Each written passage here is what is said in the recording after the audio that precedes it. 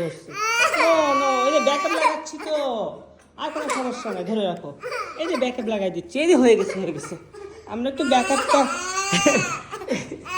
আচ্ছা ঠিক আছে আমি আচ্ছা তুমি ছেড়ে দাও আচ্ছা ঠিক আছে। আমি ভেবেছিলাম একটু ব্যাকআপ লাগাচ্ছি তো, যে ব্যাকআপগুলো খুলছিল, ভেবেছিলাম মুস্তানি করে ব্যাকআপগুলো খুলছে যে ও চালাতে পারবে।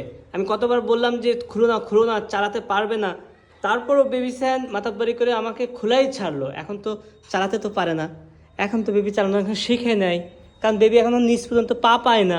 এখন কি পারবে বলো? এখন কি হয়েছে, এখন আমি হুইলটা লাগাচ্ছি তো বেবিকে বললাম ধরো, কিন্তু বেবিসান ভয় পাচ্ছে, কান্নাই শুরু করে দিল, যত সব